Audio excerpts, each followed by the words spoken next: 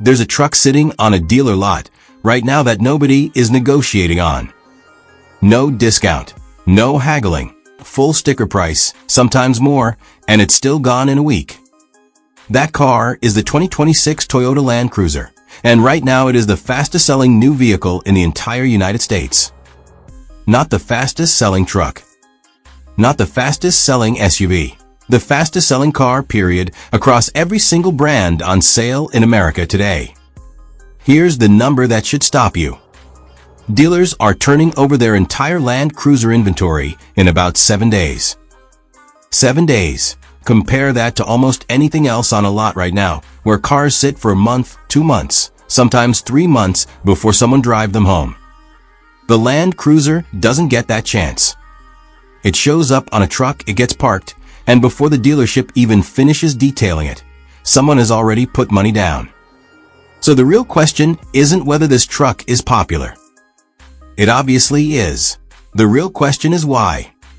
Why are people lining up, paying full price, sometimes paying over MSRP, for a vehicle that on paper doesn't even have the biggest engine, the most horsepower, or the flashiest screen in its class?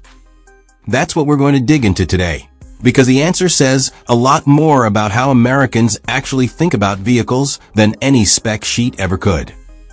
Let's start with the obvious explanation, because it's tempting and it's not entirely wrong.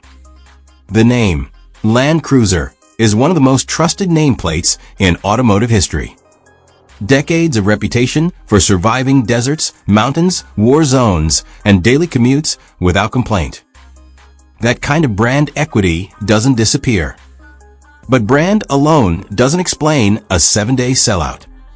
Plenty of legendary names have failed to move off lots when the product underneath didn't match the reputation.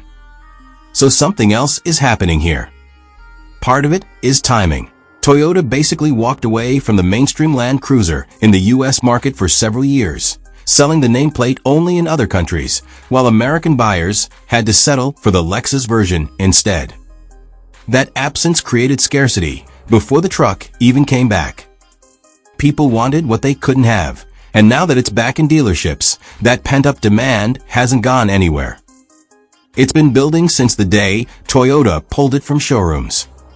Then there's the resale value story, and this is the part serious buyers actually care about. Land Cruisers have historically held their value better than almost any other vehicle on the road. 10-year-old Land Cruisers with 150,000 miles on them still sell for a shocking percentage of their original price. That's not an accident, and buyers know it. When you're spending $60,000, $70,000, $80,000 on a vehicle, the math isn't just about what you pay today. It's about what you'll get back in 5 or 7 years. And the Land Cruiser has one of the best track records in the industry for not losing money the moment you drive it home. Now here's where it gets interesting, and where the real controversy sits. Is the hype actually justified by the product, or is this a case of dealers manufacturing scarcity to justify markups? Because those are two very different stories, and buyers deserve to know which one they're walking into.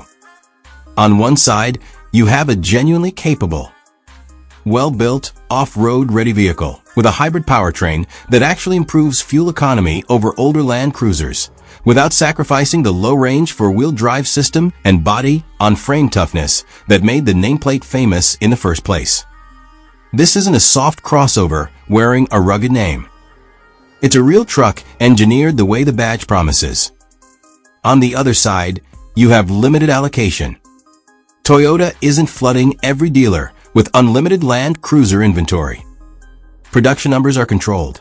And when you control supply while demand is already inflated by nostalgia and reputation, you create exactly the kind of 7-day sellout we're seeing right now.